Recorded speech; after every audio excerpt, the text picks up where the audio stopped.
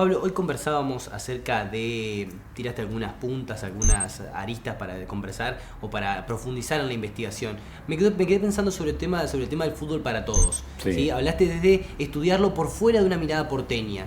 Desde la Universidad Nacional de Entre Ríos, ¿cómo podemos observar esta postura? Mira, lo que yo propuse en la charla era que Fútbol para Todos merecía mucho más análisis que el que mereció. Hasta donde yo sé, una sola persona escribió sobre Fútbol para Todos, el verdadero Vivancho de la República, y fui yo. Y lo hice tanto en publicaciones académicas y no académicas, periodísticas y no periodísticas. Y apenas lo que tuve fue una respuesta un poco airada de algunos sectores kirchneristas radicalizados más bien, que cuestionaban el enfoque. Y mi argumento es, hay que analizar la experiencia, hay que analizarla de manera crítica, no celebratoria, digamos. Algo debe haber pasado para que la experiencia haya terminado y que, por ejemplo, no se escuchen demasiadas voces en contra de su finalización. Digo, a ver, con poca gente hemos tratado de proponer boicots al fin de Fútbol para Todos, a que nadie pague los abonos, etc. Quiero decir, algo hay que hacer con eso en términos de crítica, en la idea de que la crítica a vos lo que te permite es hacer las cosas mejor.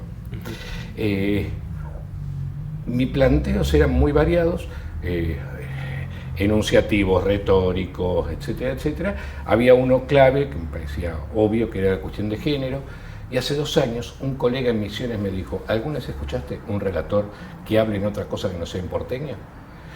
Y ahí me cayó esa ficha. Digo, a ver, ¿y cómo debiera ser leer el fenómeno del fútbol, lo que fue la experiencia de Fútbol para Todos, desde perspectivas no porteñocéntricas, cuando el fútbol es un espacio fundamentalmente federal? Y esto también lo he escrito, el fútbol es la locomotora que fue produciendo ciertos cambios tecnológicos en la televisión argentina. El fútbol inaugura la televisión argentina en 1951, inaugura el color por el Mundial en el 78 y luego la instauración del color en el 79, inaugura el cable y el pay-per-view. Es decir, la multiplicación del cable en todo el territorio tenía que ver justamente con el poco acceso que había a una televisión metropolitana que te transmitía el fútbol, siendo el fútbol un, entre comillas, patrimonio cultural federal. Entonces, todo esto ameritaría algún tipo de investigación sobre, bueno, ¿y qué significó Fútbol para Todos para los públicos del interior de la Argentina, ¿no es cierto? Lo que le compete a Entre Ríos es lo mismo que le compete a Catamarca, a Jujuy porque inclusive en Entre Ríos tenían el caso de equipos locales jugando, claro, en ese fútbol de primera, ¿no es cierto? Entonces, a mí me parece hasta obvia la pregunta por cómo se relata un espectáculo local, digamos, en un nivel nacional. ¿Quiénes son los que tienen derecho a hablar? ¿Cómo hablan ese espectáculo? Esa sería la pregunta básica. Y cuando los actores adquieren derecho para hablar por otros también, me parece. Por claro, en el sentido de lo discursivo, pensábamos que la ley del offside es igual en todos lados, pero ¿por qué Patronato merecía Patronato como el equipo de la provincia, merecía cierto espacio y no, por ejemplo, no hablemos de River y Boca, pero hagamos mención a Olimpo de Bahía Blanca? También podríamos hablar de River y Boca, digamos, ¿no? Pero yo la crítica del riverboquismo hace 25 años que la sostengo. Ese riverboquismo que organiza toda la agenda y todo el discurso, ¿no? Pero, a ver, no digo esto de transformar el relato en el relato partidista, ¿no? Ese caso extremo de ese relator famoso de Gimnasia de Grima de la Plata, que es un salvaje con micrófono. No estoy diciendo eso. Estoy diciendo, se ve igual de la misma manera, significa lo mismo en todos los lugares. Es que no hay otra manera de hablar y de contar aquello que está ocurriendo. El fútbol teóricamente es un lenguaje universal, pero resulta ser un lenguaje universal que se habla de maneras distintas en todos lados. Y después la otra cuestión es la cuestión del acceso. La otra cuestión que yo me pregunto y que nadie sabe, porque nadie se dedicó a estudiarla, es la cuestión del acceso. ¿Cómo se accedía? Mediante el cable, mediante la TDA, mediante una antena de aire. Esto es, una de las críticas, yo no la hice porque no tengo los datos para hacerla, porque una de las críticas que se hacía era que el acceso por aire a Fútbol para Todos en realidad estaba restringido por el dato de que vos al aire necesitas acceder con otra tecnología, sea el satélite o sea el cable, porque en general el sistema de repetidoras no te permite la transmisión era el viejo problema que inauguró el cable hace 30 años. Había surgido como alternativa el TDA, ¿no? Pero yo no sé, no tengo el dato de cuánto llegó a cubrir realmente el TDA en términos generales del territorio nacional y en términos particulares provincia por provincia. Entonces, ¿cómo fue la distribución del TDA en la provincia, en particular con relación al acceso al fútbol? Entonces, si vos no tenías TDA, tenías que pagar un cable para acceder a aquello que teóricamente era gratuito. Entonces, bueno, esa pregunta es algo, espero que alguien me la conteste alguna vez. Yo me quedé pensando en la idea del acceso o en la Ley de Servicio de Comunicación Audiovisual, artículos 77 hasta el 80, y habla del acceso al espectáculo como partiendo desde una idea del interés general del espectáculo. ¿Eso contradice el actual acuerdo entre AFA y las empresas Turner y Fox, o cómo se pudiera abordar? Sí, en parte. A ver, ahí hay un nudo muy interesante, sobre esto también escrito. Sí me faltan los números de los artículos, pero digamos, esta cuestión de el interés de evento general, declarado de evento general que obligaba a la transmisión gratuita, entre comillas, o al menos por aire, tiene viejos antecedentes. En el caso local es la ley todavía vigente, hasta que a alguien se le ocurra derogarla, la ley del año 2000 que obligó a la transmisión por aire de los partidos de la selección argentina de fútbol. Nadie recuerda que en ese momento los derechos de la Copa del 2002 los tenía DirecTV y que entonces íbamos a asistir al primer mundial transmitido por codificado. La ley del 2000 impidió eso y tiene que ver también con experiencia europea. Primero fueron los ingleses los que inventaron la excusa de las joyas de la corona. Los tipos dijeron, hay una serie de eventos deportivos que son patrimonio cultural público. ¿Qué había pasado? Casi todos los tenía Sky TV, los inventores de la nueva televisación codificada, allá por el 99, ¿no? Perdón, 89. Y entonces sacan la resolución que luego la Comunidad Europea toma como propia, según la cual cada televisora nacional tenía el derecho de estipular una lista de eventos que tenían que ser considerados de patrimonio público. Esos eventos de tipo cultural, normalmente eran deportivos, fundamentalmente eran deportivos. Sobre eso se basa el artículo, creo que es el 76, que exige la realización de audiencias públicas para listar esos eventos.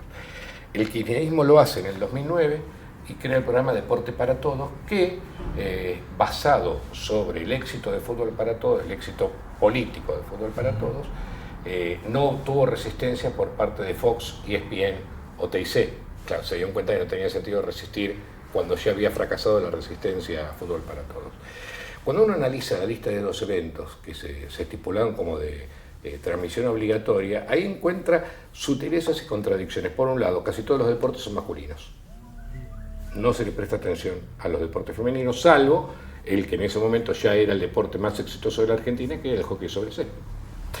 En segundo lugar, que aunque se estipulaba la lista, esa lista no se cumplía.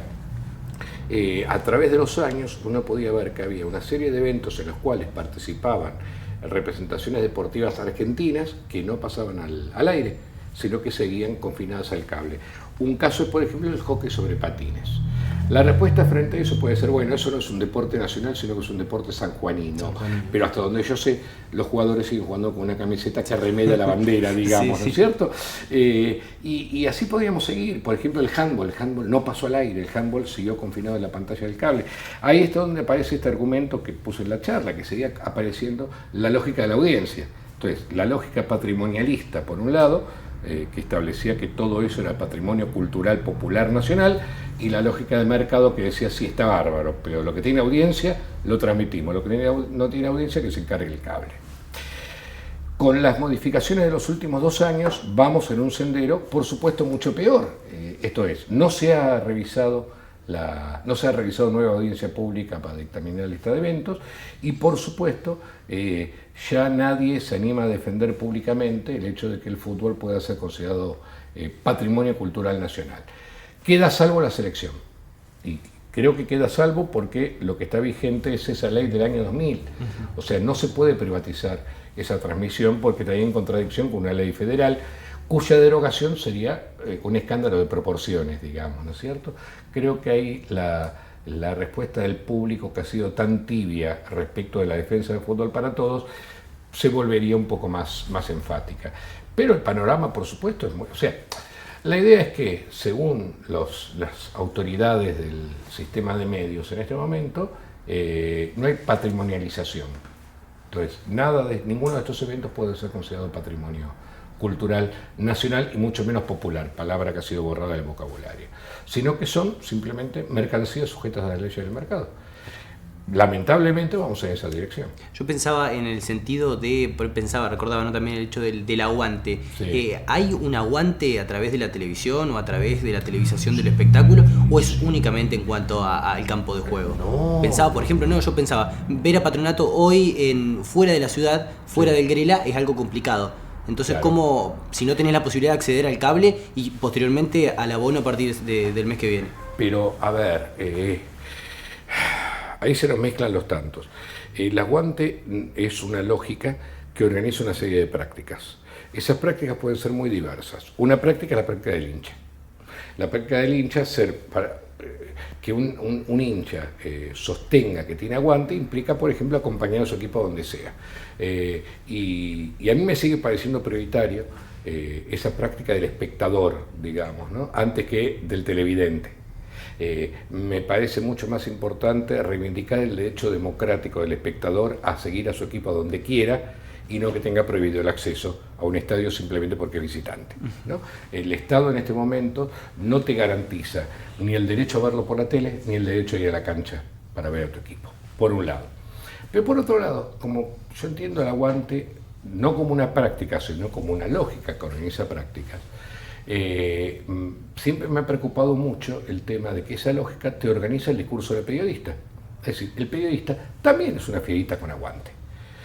A partir de lo cual organiza toda una serie de lenguajes que lo único que hacen es reproducir esta lógica. No estoy diciendo que con esto que el periodismo deportivo sea culpable de la violencia en el deporte, sino que es cómplice, por decirlo de alguna manera. El ejemplo que siempre cito es el ejemplo del año 2000, no me acuerdo cuánto, ya el día que River desciende a la B. Pocos días antes, un grupo de hinchas de River va y pone en la concentración River a ganar o morir. Inmediatamente el espectro de la prensa se horroriza y dice, no, de ninguna manera, esto no es ganar o morir, no es cuestión de vida o muerte. Muy bien. Se transmite el partido, va ganando River, empata Belgrano, y entonces el relator dice, ahora River sale a ganar o morir. Todo eso, ahí lo que quedaba claro, con el agravante de que ese relator era un relator del Estado argentino, porque era fútbol para todos, con lo cual este lenguaje que estoy cuestionando había pasado a ser un lenguaje estatal. El Estado argentino decía, por la boca de un locutor decía, el fútbol es cosa de vida o muerte. Pero además de que el Estado no ejerce la racionalidad mínima de hacerle pensar a sus periodistas lo que están diciendo cuando lo dicen, la lógica de todos los periodistas es participo de un sistema de metáforas, un sistema de pensamiento que está organizado por la lógica del aguante.